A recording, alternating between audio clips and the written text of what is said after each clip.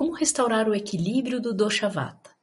Bom, olá, eu sou a Tatiana, especialista em Ayurveda e Yoga, e nesse canal eu te ensino como integrar as ciências do Yoga e do Ayurveda para ter mais saúde, equilíbrio e vitalidade. E no vídeo de hoje nós vamos falar como restaurar o equilíbrio do dosha vata.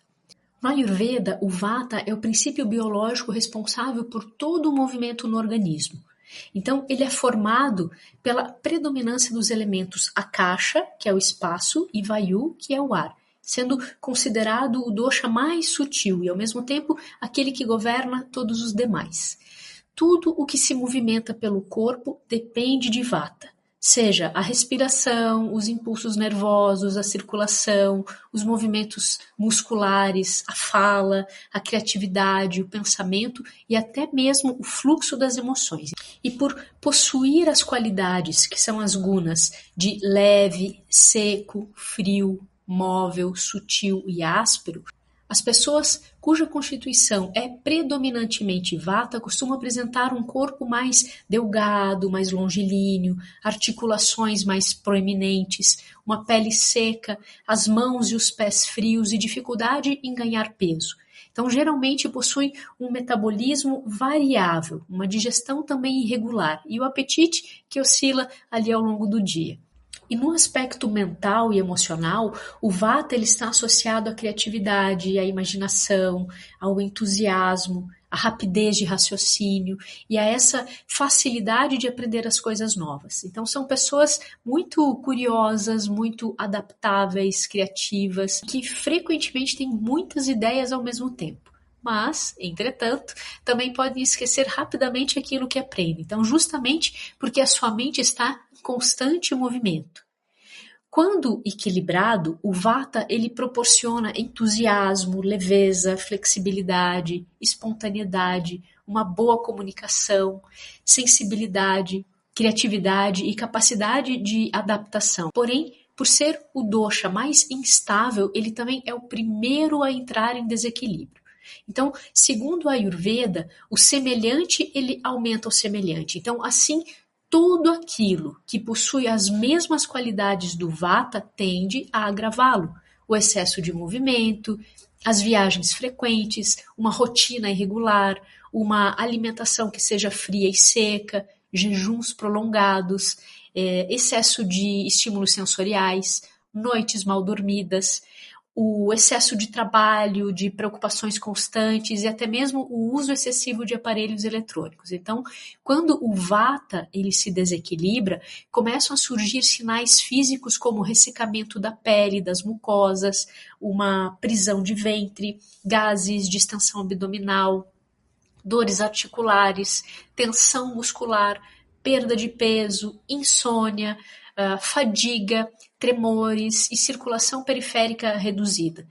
E no aspecto emocional, vão predominar em desequilíbrio a ansiedade, o medo, a insegurança, a dificuldade de concentração, os pensamentos que ficam mais acelerados, uma inquietação e aquela sensação de estar constantemente sobrecarregado. E é justamente nesse ponto que o yoga ele se torna um recurso extraordinário, porque enquanto a Ayurveda ele busca reduzir as qualidades excessivas do vata por meio da alimentação, da rotina e dos tratamentos, o yoga ele atua diretamente sobre a mente, sobre o sistema nervoso, sobre a respiração e promovendo essa estabilidade e presença. Entretanto, nem toda prática de yoga é indicada para uma pessoa com vata agravado. Veja, atualmente é muito comum associar yoga a sequências rápidas, vigorosas e com inúmeras transições entre posturas. Mas, embora esse tipo de prática possa ser adequado para outras constituições, frequentemente agrava ainda mais o dosha vata. Por quê? Porque aumenta exatamente essa qualidade que já está em excesso, o movimento. Então, para equilibrar o vata, a prática ela deve cultivar qualidades opostas às suas características naturais. As transições entre os asanas devem ser mais lentas, mais conscientes, permitindo que o praticante ele permaneça tempo suficiente em cada postura para que o sistema nervoso ele encontre mais estabilidade. E a respiração ela deve conduzir o movimento e nunca o contrário. Então, existem inúmeros asanas que trabalham esse aterramento e essa estabilidade, como, por exemplo, o Tadasana, que é a postura da montanha. Então, ele desenvolve o quê? O enraizamento, a consciência corporal, essa sensação de segurança. O próprio Balasana, que é a postura da criança, que vai promover esse profundo relaxamento e essa sensação de acolhimento.